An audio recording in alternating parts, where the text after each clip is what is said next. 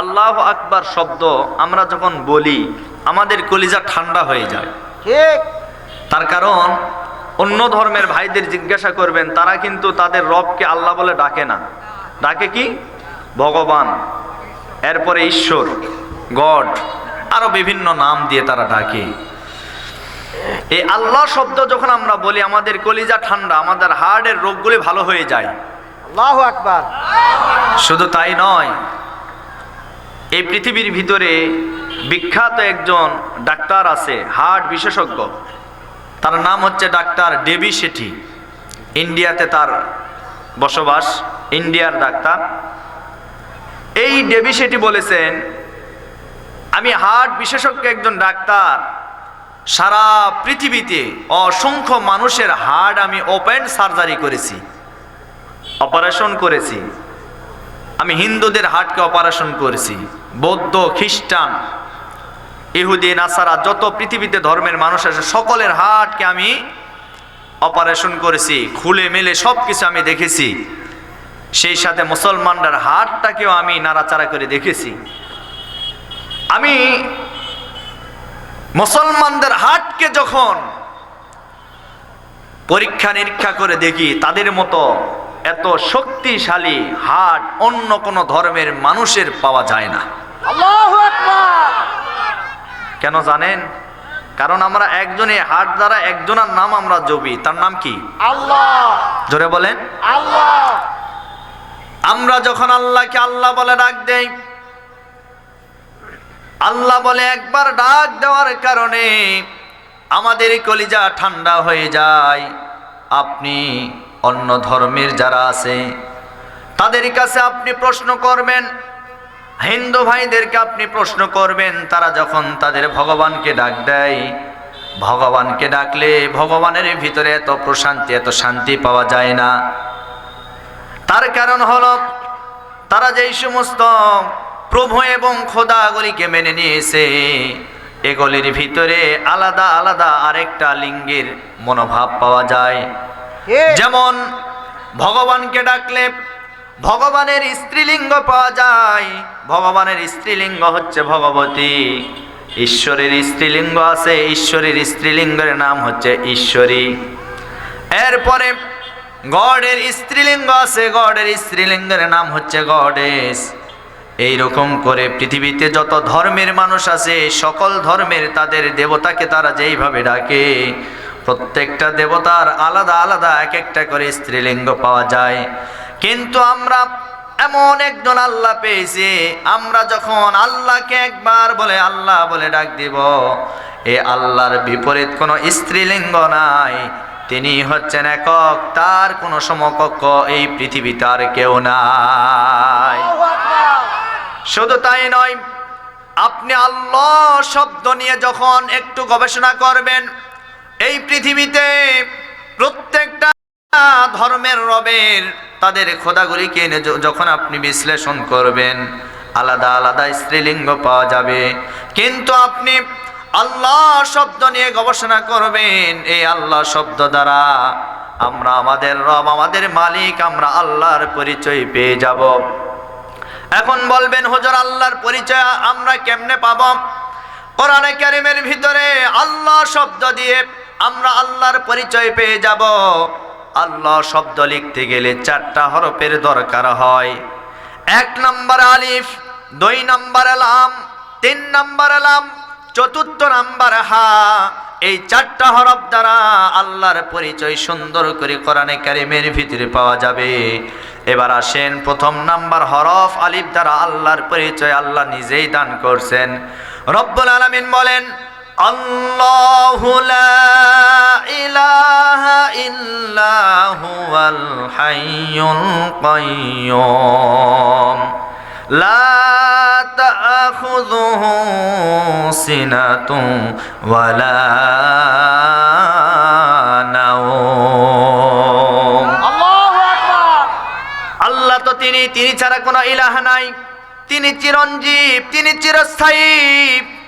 এরপরে আল্লাহ বললেন, লা তাখুযুহু সিনাতুন ওয়ালা নাওম, তাকে তন্দ্রা এবং নিদ্রা কোনো কিছু স্পর্শ করতে পারে না। আজকে আমরা মানুষ, আমাদের ঘুমের প্রয়োজন হয়।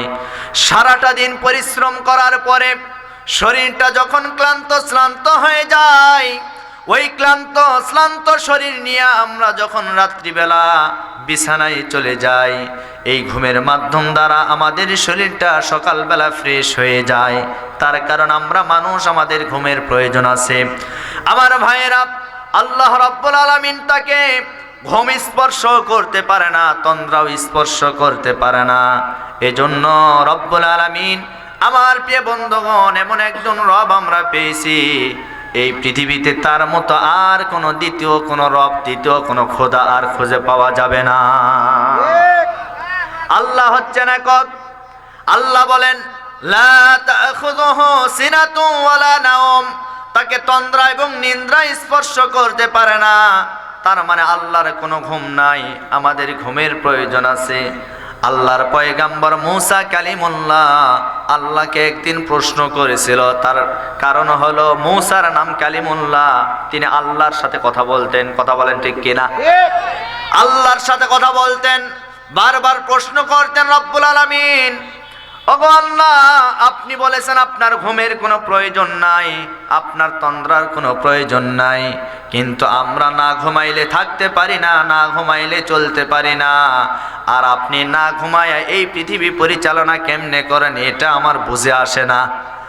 এইবার আল্লাহ বললেন, মুসারে, আমার ঘুমের কোনো প্রয়োজন হয় না।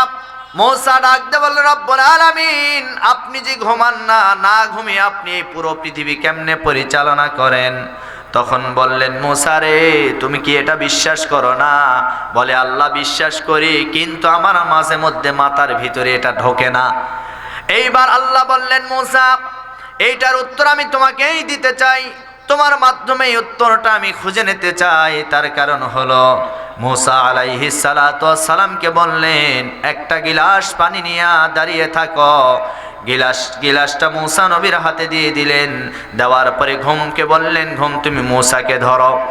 এইবার যখন মুসা আলাইহিস সালাতু ওয়াস সালামকে ঘুমটা যখন স্পর্শ করে ফেলল, ঘুম স্পর্শ করার সাথে সাথে মুসা আলাইহিস সালাতু ওয়াস সালাম ঘুমের ভিতরে চলে গেলেন।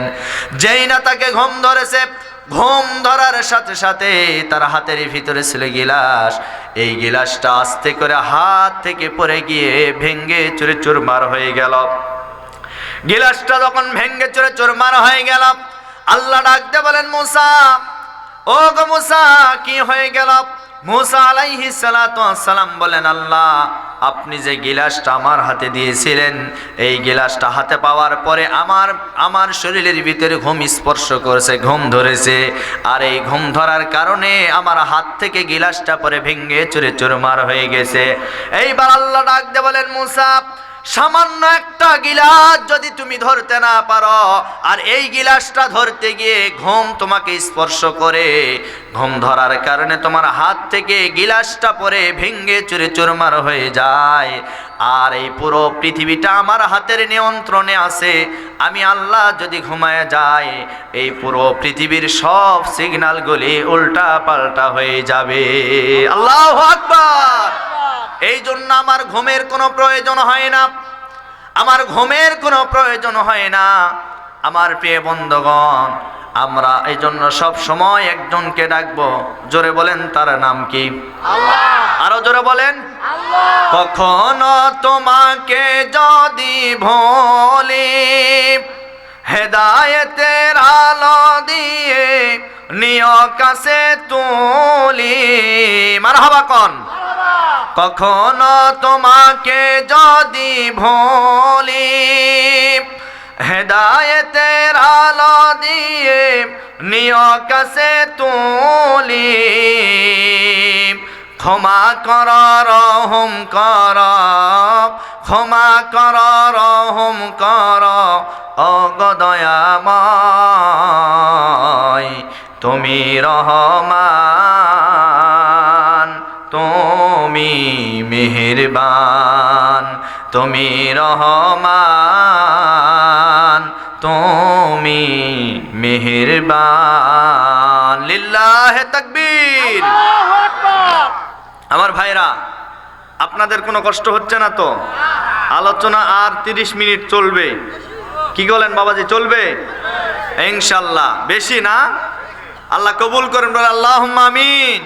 একটু হাত তুলে তাকবীর দেয় তো, লিল্লাহে তাকবীর, লিল্লাহে তাকবীর। আল্লাহ কবুল করেন, বলে আল্লাহুম্মা আমিন। তার কারণ আপনারা ভালো করে জানেন এই পরিবেশ আমাদের ছিল না, কিন্তু পরিবেশটা তৈরি করে দিয়েছেন কে? আল্লাহ।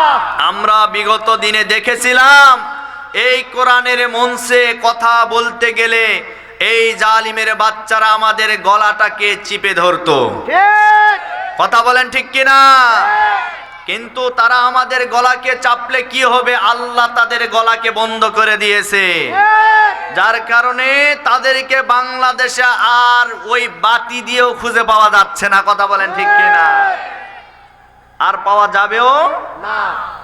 দেশটা এখন ইসলামের দেশ, এদেশ এখন আলিম ওলামার দেশ, এদেশ ইসলামী আন্দোলনের দেশ। সুতরাং আগামীতে এমন একটা দেশ আমরা গঠন করতে চাই যেই দেশের ভিতরে কোনো দুর্নীতি থাকবে না, কোনো চাঁদাবাজি থাকবে না, কোনো চোর থাকবে না, কোনো ডাকাত থাকবে না, কোনো ধর্ষণকারী থাকবে না। এমন একটা দেশ আগামীতে আমরা গড়তে চাই। কথা বলেন ঠিক কিনা? কারা কারা রাজি? দুটি হাত তুলে আরেকবার আল্লাহকে দেখায়। লিল্লাহে তাকবীর। আল কোরআনের আলো, আল হাদিসের আলো, বাতিলের কালো হাত, বাতিলের কালো হাত, ভারতের দালালেরা। লিল্লাহে তাকবীর। আল্লাহ ভাইকে কবুল করুন। আরো জোরে বলেন। কোনো ভয় আছে? কোনো অসুবিধা আছে? আমরা সবাই মুসলমান। কথা বলেন ঠিক কিনা? আমরা সবাই মুসলমান। আসেন আজকে আপনাদেরকে হেদায়েতের কিছু বক্তব্য আমি দিতে চাই। অনেক ওয়াজ শুনেছেন, কিন্তু আল্লাহ আপনাকে মাফ করে নাই, এই ওয়াজ শোনার 1 পয়সাও মূল্য নেই।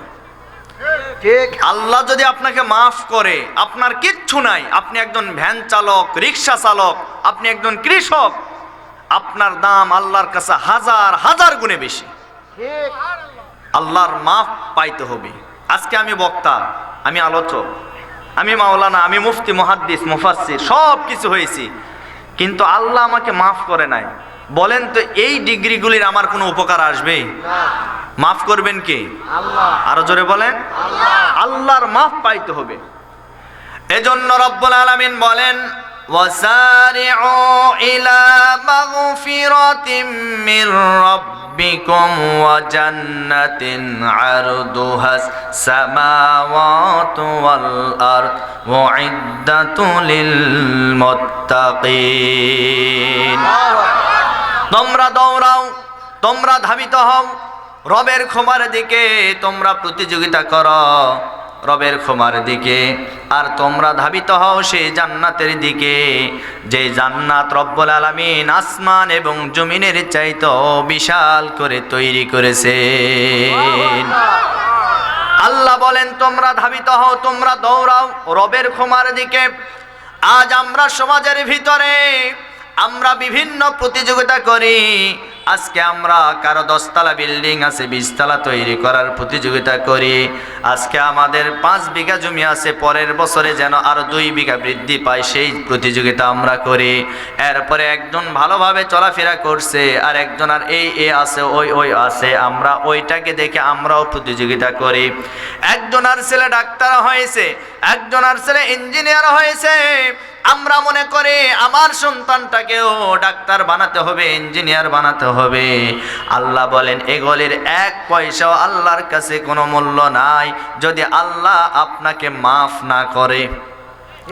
আল্লাহ যদি আপনাকে মাফ করে সেইটার মূল্য আল্লাহর কাছে হাজার হাজার গুণে বেশি। আমার প্রিয় বন্ধুগণ, সাহাবায়ে কেরামরা আপনি দেখবেন তারা নেকি অর্জনের প্রতিযোগিতা করত, আজকে সমাজের ভিতরে আমরা বিভিন্ন সময় টাকা পয়সা অর্থ সম্পদ অর্জন করার জন্য প্রতিযোগিতা করি, কিন্তু আপনি সাহাবায়ে কেরামদের জীবনের দিকে একটাবার লক্ষ্য করে তাকায় দেখেন, তারা শুধুমাত্র নেকি অর্জনের প্রতিযোগিতা করত। একজন নামাজ একটু বেশি পড়েছে, ওর চাইতে আরো আরেকজন বেশি পড়ার চেষ্টা করে। একজন দান সাদকা একটু বেশি করেছে, তার চাইতে আরেকজন বেশি করার চেষ্টা করেছে। এই প্রতিযোগিতা সাহাবায়ে কেরামদের জীবনের ভিতরে আমরা পেয়েছি। আমার প্রিয় বন্ধুগণ, আমার নবীজি একদিন গভীর রজনীতে বের হয়েছে। সর্বপ্রথম তিনি হযরতে আবু বকরের দরজার সামনে চলে গেলেন। আমার নবীজি মনে মনে ভাবলেন, আমি আজকে রাত্রিবেলা দেখতে চাই আবু বকর ঘুমের ভিতরে থাকে না আল্লাহর নামাজের মুসল্লায় সে সেজদা দেয়, আমি একটু দেখতে চাই। এইটা দেখার জন্য আমার নবীজি সর্বপ্রথম রাত্রিবেলা হযরতে আবু বকর সিদ্দিক রাদিয়াল্লাহু তাআলা আনহুর বাড়ির দরজার সামনে চলে গেলেন। গভীর রজনীতে কোথাও কোনো শব্দ নাই, একেবারে নীরব নিস্তব্ধ অবস্থায় চতুর্দিকে। এমন সময় আমার নবীজি আবু বকর সাহাবীর বাড়ির দরজার সামনে চলে গেলেন। যাওয়ার পরে আমার নবীজি লক্ষ্য করে দেখলেন আবু বকর ঘুমের ভিতরে না, আবু বকর নামাজের মুসল্লায় দাঁড়িয়ে আল্লাহর